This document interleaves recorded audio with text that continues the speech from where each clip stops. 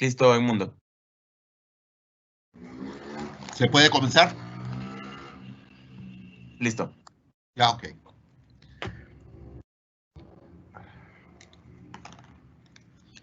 Muy buenas noches, estimados escuchas.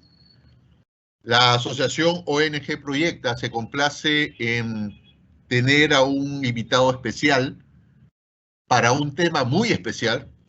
Es el doctor Arturo Tábara Valdés. Él es abogado con experiencia judicial como derecho penal, tutelar, familia, civil y laboral.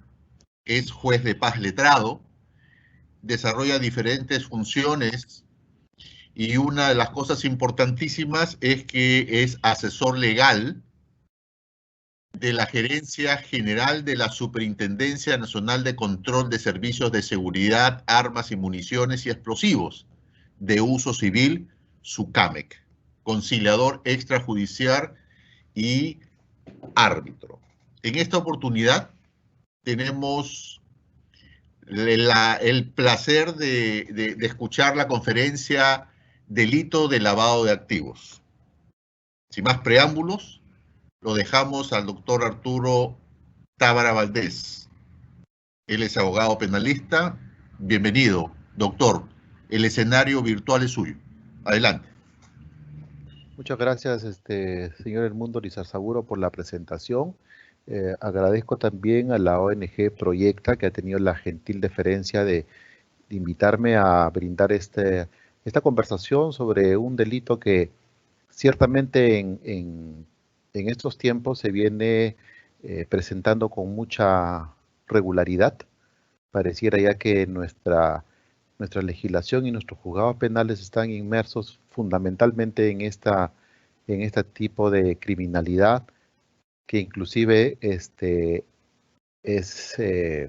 considerada de la criminalidad organizada un delito de mucha envergadura.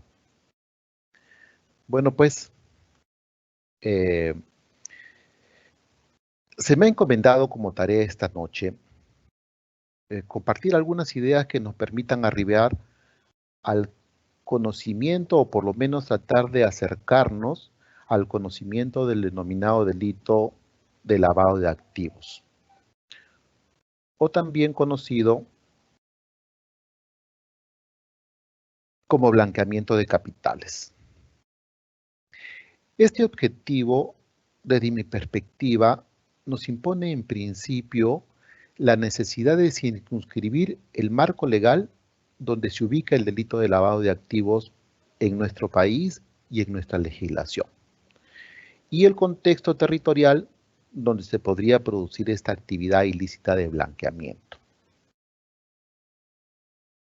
Comenzaremos indicando que el delito de lavado de activos inicialmente fue introducida en nuestra legislación en el año 91-92 con la incorporación. Sí, perdón, no se ve las otras transparencias. No, todavía sí, perdón. Ok. Listo, gracias, muy gentil. Decía pues que el delito de lavado de activos fue incorporado al Código Penal aproximadamente en el año 91-92 con la incorporación de dos tipos penales, el 296A y 296B, a partir de las recomendaciones establecidas en la Convención de Viena, que brindaba como criterios para que todos los Estados miembros de la Convención de Viena incorporen este tipo de delito de lavado de activos en cada una de sus legislaciones. El inicio de este delito en el Perú fue considerado y vinculado estrictamente al narcotráfico. Por eso su incorporación en los artículos 296A y 296B, que reprimía toda acción vinculada a los efectos y ganancias provenientes del tráfico ilícito de drogas. Posteriormente hubo una modificación en el año 2002, se dictó una ley general de lavado de activos y actualmente se encuentra regulado en una ley especial. Se apartó del Código Penal, no se incorporó como un tipo penal dentro del Código Penal sustantivo, para tipificar este delito como un delito especial dentro del Decreto Legislativo 1106. Fue denominado por el legislador como el delito de lucha, como la legislación, perdón, de lucha eficaz contra el lavado de activos y otros delitos relacionados a la minería ilegal y al crimen organizado. Esa fue la calificación, la definición que estableció en la norma. Esta norma legal ha sufrido modificaciones, el decreto legislativo 1294 del 2016 y su complementación necesaria por el Código Procesal Penal, otras normas modificatorias y fundamentalmente y con especial connotación la Ley contra el Crimen Organizado, Ley 30.077 de agosto del 2013. El mundo globalizado, en la que se desarrollan diversas actividades regidas por el comercio exterior, reguladas por leyes nacionales, por el derecho internacional, por los convenios marco de comercio exterior, en el que el desarrollo tecnológico no ha sido indiferente. Este desarrollo, esta innovación tecnológica que actualmente podemos estar presenciando, ha diversificado y expandido en gran medida las actividades que propugnan la intención de dar apariencia ilícita al dinero, bienes o fondos de origen ilícito, con la finalidad de evitar su descubrimiento, su incautación y ulterior decomiso. Pero también este desarrollo tecnológico ha influenciado en la demarcación territorial, donde pueden realizarse y manifestarse estas actividades. Lo que desde luego ha creado mayores retos a los países, ¿no?, en la búsqueda de la identificación, juzgamiento y consecuente sanción penal. Un ejemplo que nos grafica de mejor manera esta expansión territorial de gran influencia a partir de la tecnología y las diversas formas de innovación que se vienen desarrollando, podríamos apreciarla en la aparición del dinero digital, la criptomoneda, los denominados bitcoins, que permiten en cuestión de segundos ser trasladados fondos de capitales digitalmente de una determinada circunscripción territorial a otra, evidenciándose así una clara inexistencia de fronteras que pueden ser traspasadas en cuestión de segundos. De esta surge la necesidad también de dotar a los países y a los órganos de justicia de una legislación especializada, una legislación eficaz, acorde con estas nuevas formas de traslado de fondos económicos que coadyuven a identificar actividades que busquen dar apariencia de licitud a dinero o bienes emitidos o creados o originados en delitos previos o en actividades ilícitas previas. Este pequeño preámbulo nos permite una aproximación a la identificación de la comisión de este delito.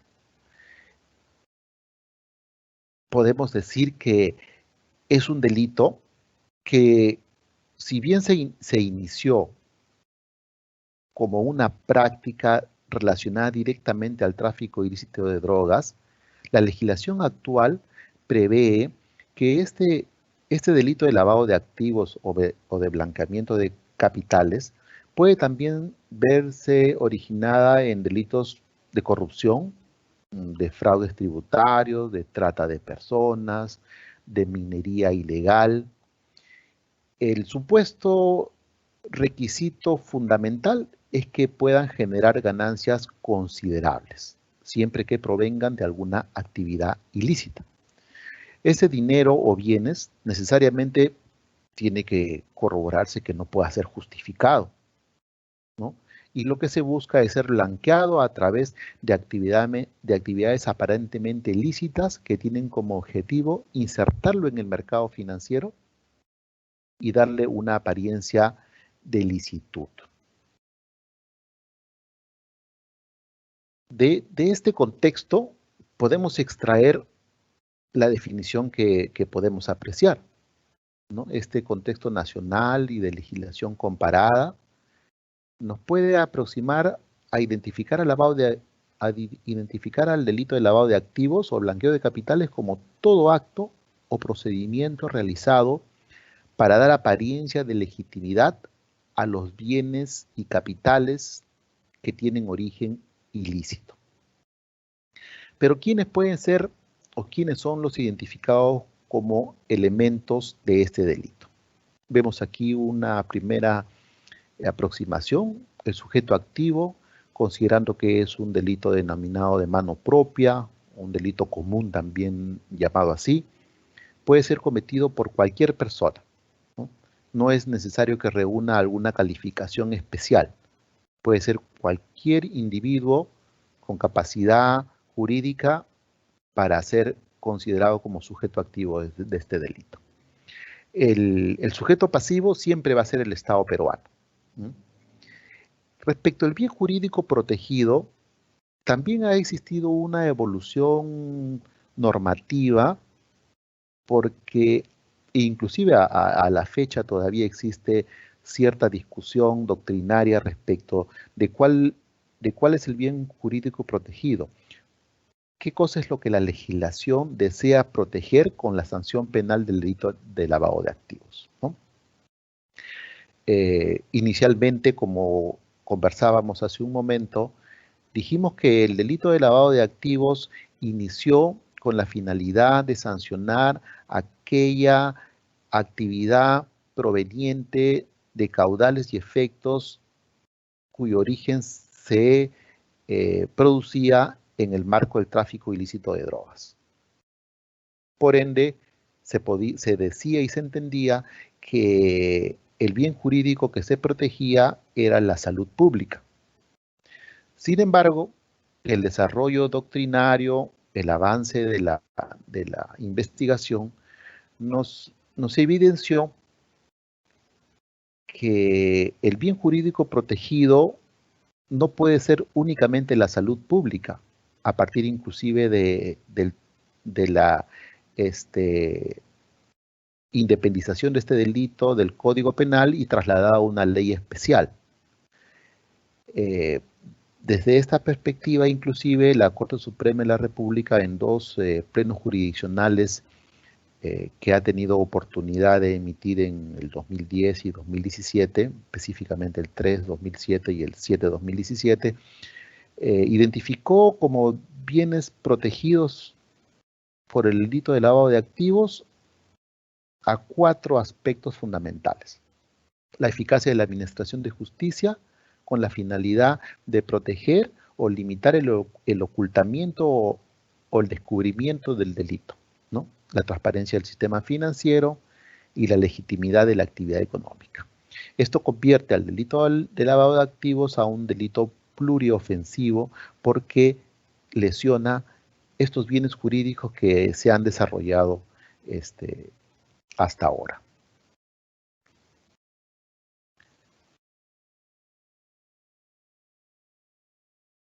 Fases del delito de lavado de activos.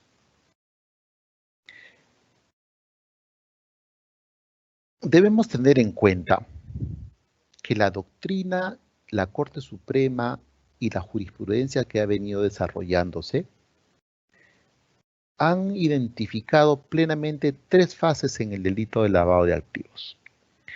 Una primera fase de colocación, la otra denominada de intercalación y una tercera fase llamada de integración. La fase de colocación tiene relación directa, como podemos apreciarlo de la propia semántica de la palabra, de colocar este dinero proveniente de una actividad ilícita en colocarlo en negocios lícitos, ¿no? Con la finalidad de alejarlos de las autoridades competentes, ¿no? Y para ello, pues, se valen los blanqueadores de introducirlos en el sistema bancario, tal vez en casas de cambio, en negocios lícitos, en fundaciones, asociaciones, en actividades de comercio exterior, en agentes de bolsa, que van a introducir este dinero con la finalidad de que las autoridades no los puedan identificar. Y este alejamiento lo va a llegar a la segunda etapa, ¿no? Que es el de enmascaramiento, ¿no? La diversificación, la conversión, lo que la doctrina señala como la intercalación. El objetivo aquí ya evoluciona, cambia. Lo que aquí en esta fase lo que busca es distanciarlo no solamente de la identificación por las autoridades, sino de apartarlo del origen ilícito, ¿no?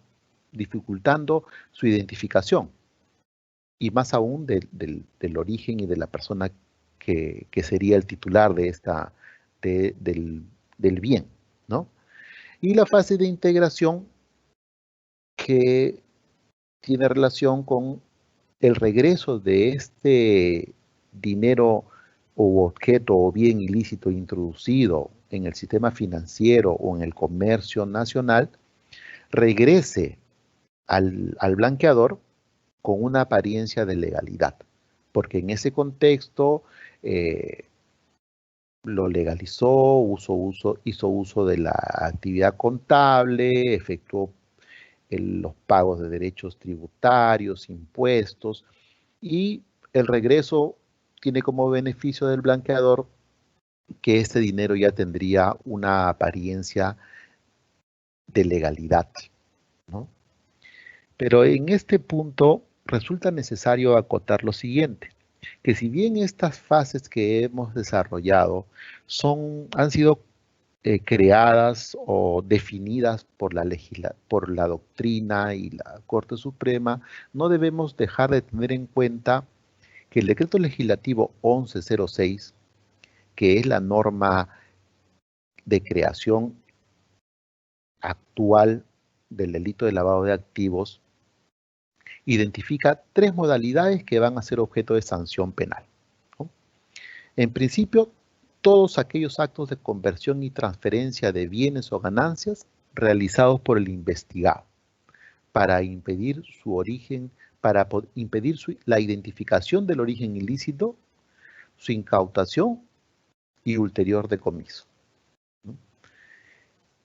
También tipifica como conducta objeto de sanción a todos los actos de ocultamiento y tenencia, sancionando a quien adquiere, utilice, guarde, administre, custodie, tal vez oculte o mantenga en su poder bienes, dinero o ganancias ilícitas.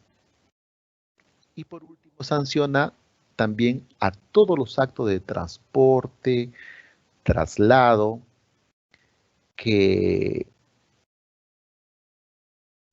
sean utilizados con la finalidad de ingresarlos o sacarlos del país, ¿no? Ya sea él mismo o por cualquier otro medio, ¿no? Que pueden ser dinero en efectivo, instrumentos financieros negociables, emitidos al portador con la finalidad justamente de no identificar al titular, ¿no? Y siempre con la finalidad de limitar o obstaculizar la incautación y decomiso, ¿no? Estas 3 modalidades que prevé la ley vigente que regula el delito de lavado de activos, prevé una sanción penal de hasta de 15 años de pena privativa de libertad quien cometa cualquiera de estas 3 modalidades a las que hemos hecho referencia. Identificado el concepto de lavado de activos, señaladas las fases y los supuestos legales que desde el tipo penal son los son las conductas que son sancionadas por la legislación vigente, deviene en necesidad conocer cuándo una actividad relacionada con el delito de lavado de activos resulta ser considerada como el delito consumado, que será en este supuesto consecuencia de una sanción penal a la que hemos hecho referencia hace un minuto. Decimos, para que un delito se consume, o sea, que haya finalizado y sea considerado el responsable como merecedor de una sanción penal, debe haber un momento en el cual, digamos, ya esto terminó la fase delictiva y diferenciarla, obviamente, de los casos de tentativa, que por disposición de la ley van a ser merecedores de una sanción penal menor a la que establezca el tipo penal desarrollado en este decreto legislativo. En ese contexto decimos, los actos de conversión, transferencia, ocultamiento y tenencia de activos de procedencia ilícita requieren, para que se verifique la existencia del delito, que el agente haya podido por lo menos lograr de manera momentánea que puedan haber dificultado la identificación del origen ilícito, ya sea del bien, el caudal, el dinero, pero que tenga procedencia ilícita. Si solamente logró, por lo menos en un momento, dificultar esa identificación, incautación o decomiso, estaremos hablando de un delito consumado en los actos de conversión, ¿ah? O sea, decíamos en los actos de colocación para la doctrina.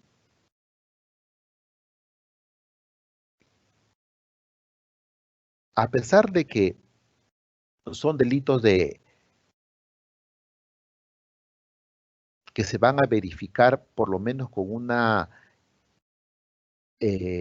posibilidad momentánea de haber dificultado su identificación, nos hace pensar y nos lleva a la conclusión que son delitos instantáneos. La mera actividad de ocultar el bien de su procedencia ilícita resulta suficiente para considerar el delito consumado y su eventual sanción penal. Si esta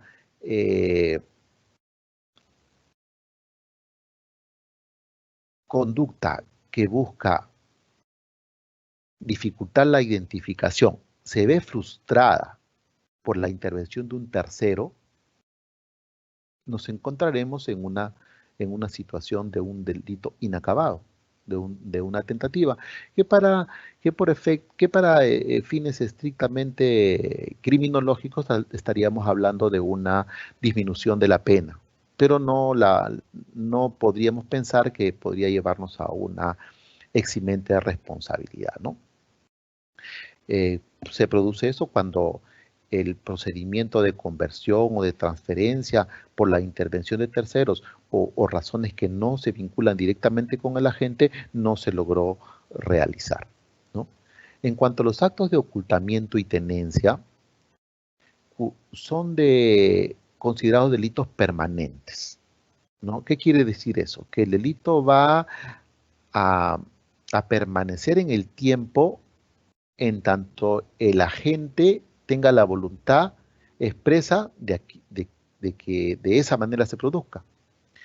Esos son con fines estrictamente de determinar el momento en que termina la ejecución del delito para efectos de considerar los temas de prescripción, ¿no? Aquí, a diferencia de los actos anteriores de conversión y transferencia, la participación de un tercero va a ser a título de encubrimiento, puesto que ya el ocultamiento cesó. Los actos de transporte, introducción o extracción de activos en el territorio nacional deben ser considerados como delitos de consumación instantánea, momento a partir del cual toda cooperación por un tercero, por un partícipe, dará origen a responsabilidad por encubrimiento también.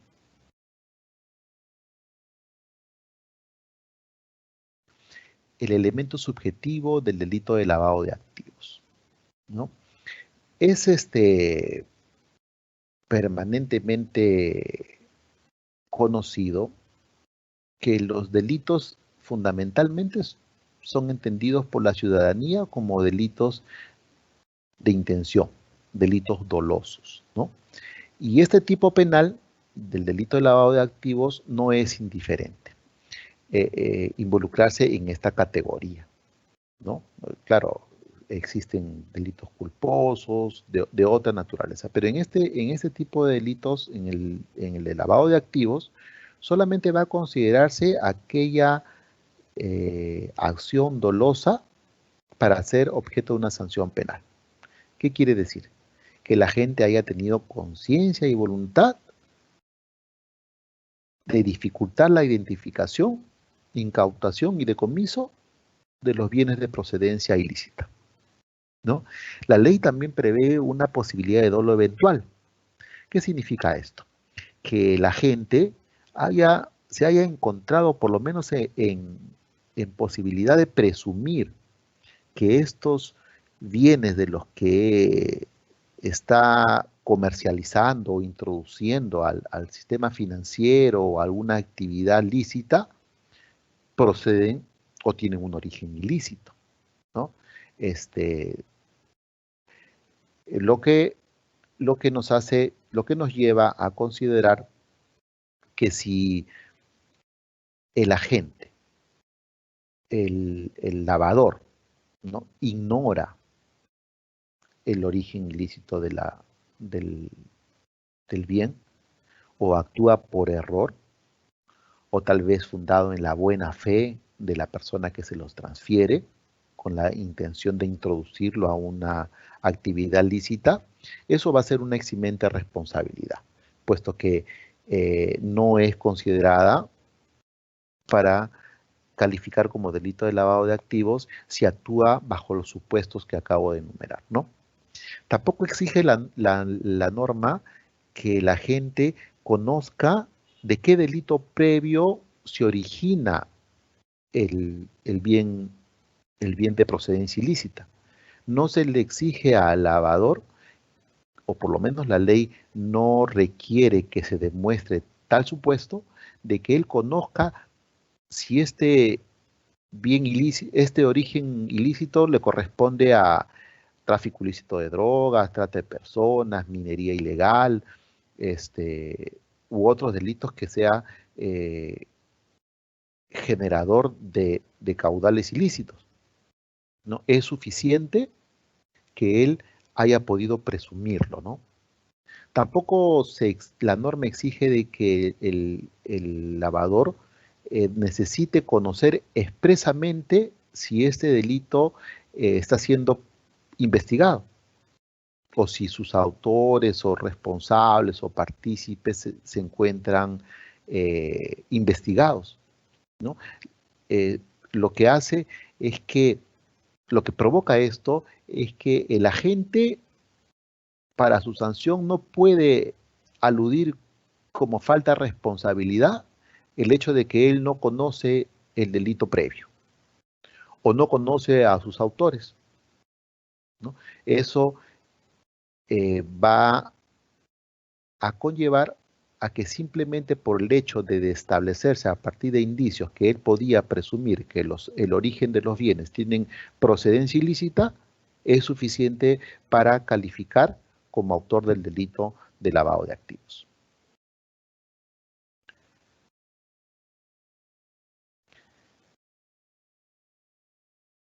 Igualmente, la legislación, el tipo penal que estamos, de la cual estamos conversando, no exige que el lavador, el agente, el que introduce o trata de introducir en actividades ilícitas el bien de procedencia de origen ilícito, tenga finalidad de lucro.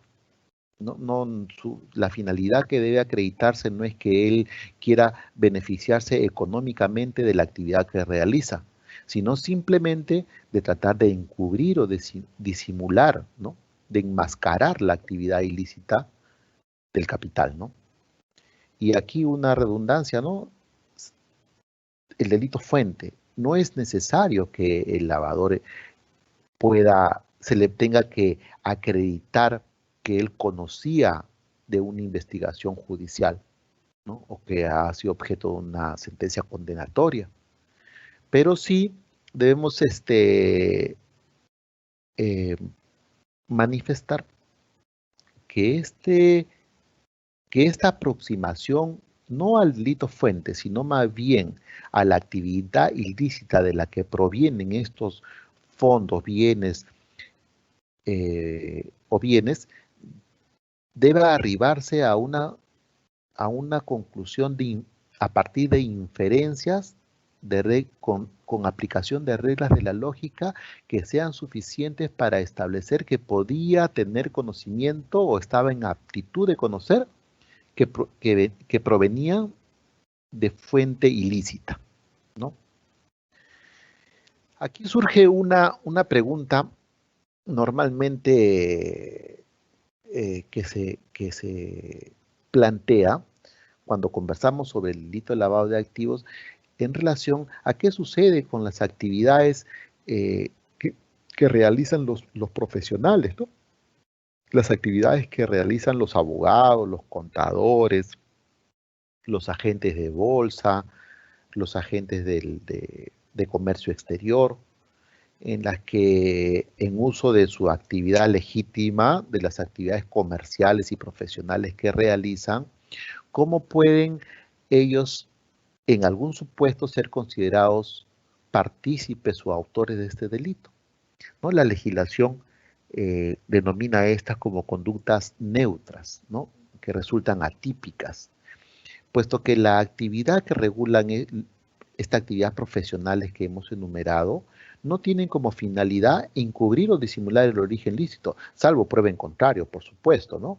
Lo que ellos estrictamente realizan es una actividad profesional lícita que obviamente si se demostrara lo contrario podría ser objeto de sanción penal, pero esto está enmarcado dentro de los negocios estándar que resultan ser conductas atípicas no sancionadas por la legislación, en tanto y cuanto no pueda acreditarse que el abogado, el contador, haya desarrollado su actividad profesional o haya prestado su servicio con la finalidad de blanquear los capitales que le son puestos a su conocimiento para las prácticas profesionales que le involucran a cada una de sus actividades, ¿no? Yo quería hacer referencia a una cuestión que de un tiempo a esta parte viene siendo bastante, viene siendo muy frecuente la presencia administrativa de la unidad de inteligencia financiera, ¿no? Miren, la unidad de inteligencia financiera resulta ser una unidad que ha sido creada por las normas legales que pueden apreciar en la diapositiva con un fin estrictamente de orden administrativo, ¿no? Es una oficina especializada en recepcionar la información que brindan diferentes entidades, ¿no? Los denominados sujetos obligados a informar, notarios, entidades bancarias, inclusive bajo apremio de responsabilidad penal en caso de omisión de información, ¿no? Esta entidad, conocida como la UIF, UIF, Unidad de Inteligencia Financiera, que forma parte de un consejo internacional porque funcionan en diferentes países y tienen convenios de cooperación. Tienen como finalidad o como tarea específica obligados a informar sobre operaciones inusuales, ¿no? Estos sujetos obligados deben comunicar de toda operación, por decir bancaria, que despierte sospecha por la forma y manera como se está realizando, ¿no?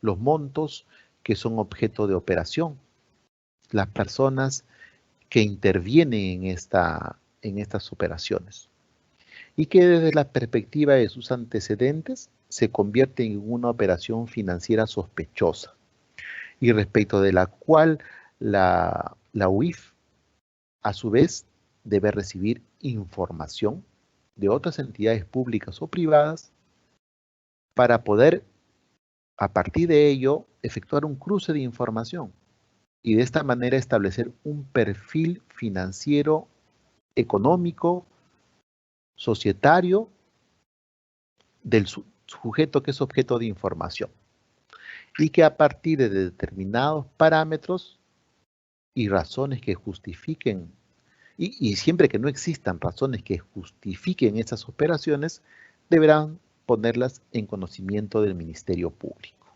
para su posterior investigación, juzgamiento y sanción de corresponder, ¿no?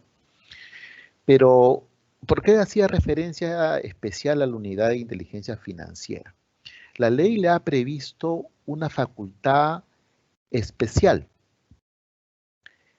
Le ha permitido a la unidad de inteligencia financiera que por razones de urgencia, que por razones de indicios suficientes que permitan advertir a esta unidad de una operación sospechosa, conociendo obviamente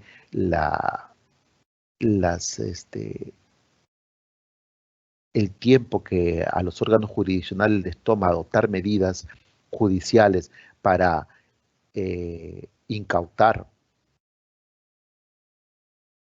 bienes de procedencia ilícita, le ha facultado poder dictar medidas de congelamiento de fondos, ¿no?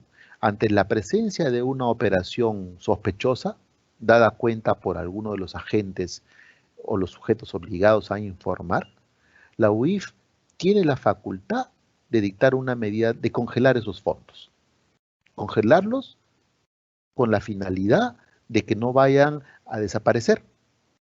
Con esto creo que se ha trastocado pues la intervención judicial que debería existir en razón de la reserva bancaria, ¿no? Las reservas bursátiles. Sin embargo, con la finalidad de subsanar esta posible lesión a derechos fundamentales por una unidad estrictamente administrativa, ha conllevado a que ellos en plazos muy breves, 24 horas, dé cuenta al órgano jurisdiccional competente a efectos de que confirme o revoque la medida, ¿no? Que levante la medida de congelamiento en el supuesto de que no existan razones suficientes, razones plausibles que permitan considerar que nos encontramos a una operación inusual relacionada con el lavado de activos, ¿no?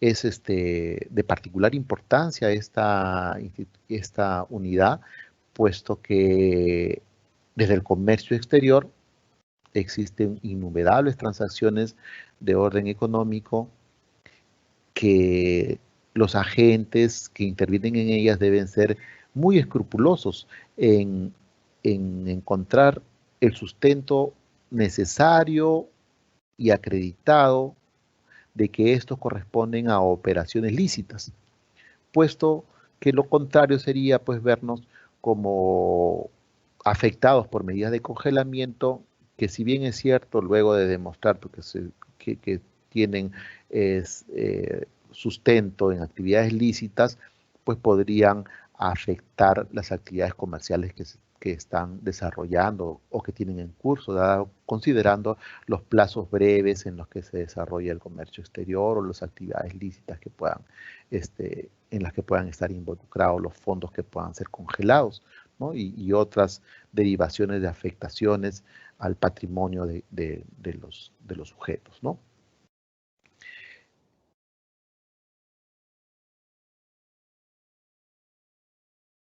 Bueno, yo espero que con esta conversación, con estas ideas que he podido introducir, que estas conclusiones que he podido arribar desde los instrumentos legales que he comentado, haya podido aproximarme a las expectativas que ustedes hayan podido tener respecto de una conversación sobre un delito de tanta envergadura que actualmente se viene desarrollando con mucha frecuencia en nuestra realidad jurídica, y de las cuales agradezco a todos ustedes por su participación, así como los representantes de la ONG Proyecta, que, como repito, ha tenido la gentileza de considerarme para poder conversar sobre este delito. Muchas gracias a todos.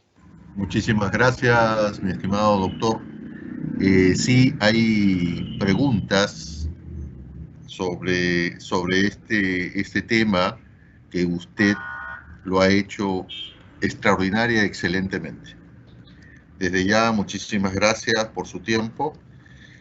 Daniel Jiménez nos dice cómo descubrir que una donación puede tipificarse como lavado de activos, casa, vehículos, dinero. ¿Hay mecanismos? Bueno, entiendo que la preocupación es aquel donatario o el que recibe la donación se preocupe por considerar que el dinero o los bienes que son objeto de donación no tengan procedencia ilícita. Bueno, en estricto no podemos conocer todas las actividades de todas las empresas o personas naturales o jurídicas que efectúen donaciones, pero yo debo de tomar algunos recaudos, algunas hechos de control que yo debo verificar, ¿no? Si provienen de una persona jurídica que esté debidamente constituida.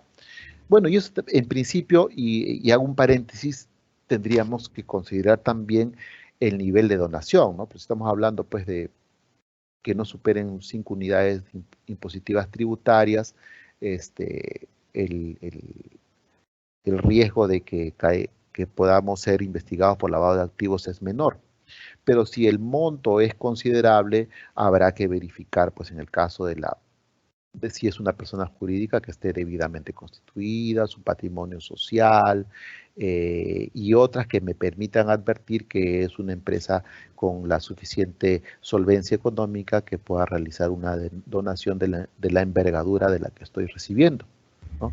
¿Hay alguna legislación específica que nos prevea cuáles son los aspectos que debo controlar?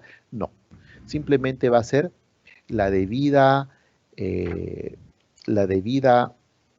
intención de la persona de poder verificar o por lo menos instruirse de que la actividad o la donación de la que estoy siendo objeto provenga de una actividad ilícita, ¿no? Espero que con eso haya respondido a la pregunta. Muchísimas gracias, doctor. Anónimo dice: la capacitación in-house para una empresa blanqueadora de dinero puede ser objeto de una sanción penal. Acá lo dice todo, ¿no? Bueno, por supuesto, ya la pregunta lo está indicando. Si es una empresa que está dedicada al lavado de activos, obviamente solamente faltaría que alguien lo descubra o lo ponga en conocimiento de las autoridades competentes para su ulterior sanción. Ok, muchísimas gracias. Carlos Hurtado nos dice: ¿los bienes incautados por lavado de activos se rematan? Si fuese así, lo adquiere una persona, ¿cuál es el estado de ese bien? ¿Pasa a ser legal? Bueno, acá hay que diferenciar para efectos de un mejor entendimiento, una medida de embargo, una medida de inhibición y una incautación con decomiso, ulterior decomiso, ¿no? El embargo va a dictarse sobre bienes que son bienes lícitos de propiedad del infractor. En tanto, aquellos bienes que, que son provenientes de la actividad ilícita, llamemos a un traficante de drogas que, que con producto de la actividad ilícita que desarrolla adquiere un vehículo, ese vehículo es producto de una actividad ilícita. Por ende, es objeto de incautación, porque es producto de un delito, ¿no? Esto va a conllevar a su decomiso, quiere decir a la transferencia de propiedad al Estado. En ese caso, los bienes de procedencia ilícita no son objeto de remate, como lo sería en un embargo, porque el embargo es de un bien de procedencia lícita, que va a tener como finalidad cubrir la sanción de reparación civil o la pena de multa que se pueda imponerle en el proceso penal. Pero los bienes incautados, dada su eminente procedencia ilícita, lo único que conlleva es su incautación, decomiso, que significa la transferencia de propiedad al Estado. Nunca podrá ser adquirida por una persona natural. Ok, clarísimo, mi estimado doctor. Por lo tanto, la asociación ONG Proyecta agradece y le da las gracias por su tiempo, por haber tocado un tema tan sensible, sobre todo en el comercio internacional, por todas las cosas que vemos, ¿no? El lavado de activos, el preñado con droga de los contenedores, etcétera, etcétera, etcétera, y que realmente ha sido un tema sumamente interesante. Una vez más, muchísimas gracias por su tiempo y estaríamos dando por cerrado y concluido, ¿no? esta charla. Me gustaría, antes de cerrar y terminar, José, ¿podrías pasar la conferencia de la próxima semana? Si es que lo tienes listo, por favor.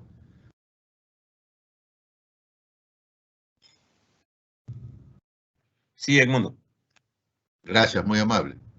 Antes de despedirme, doctor, un minuto, por favor, para pasar claro que sí. esta invitación a la charla de la próxima semana.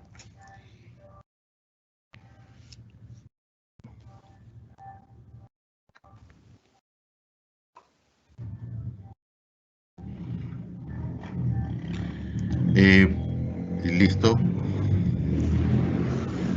Como es usual, ya todos los días sábados a las 7 de la noche hacemos nosotros una conferencia e invitamos en forma gratuita. El próximo sábado 22 de mayo a las 7 tenemos la charla virtual sobre agricultura sostenible relacionado al cuidado del medio ambiente. Esto es algo relacionado con la logística verde, ¿no? Un tema muy, muy, muy interesante que será a cargo del magíster Alexis Escobar Dioses. Los invitamos a participar en esta charla virtual libre, gratuita, sobre ese tema. Muchísimas gracias, Arturo. De verdad, muy, muy interesante el mencionado tema y además decirles a ustedes que estamos a puertas ya de dictar estos 5 cursos.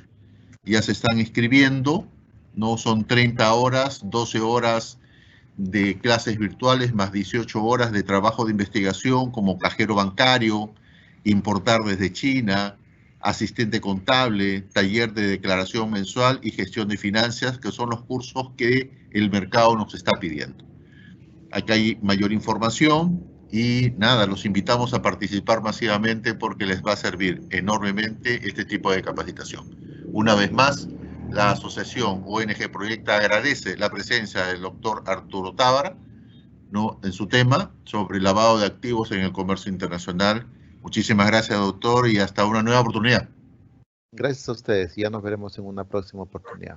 Saludos. Gracias, muy gentil. Estimados amigos, damos por concluida esta charla y esperemos vernos el próximo sábado.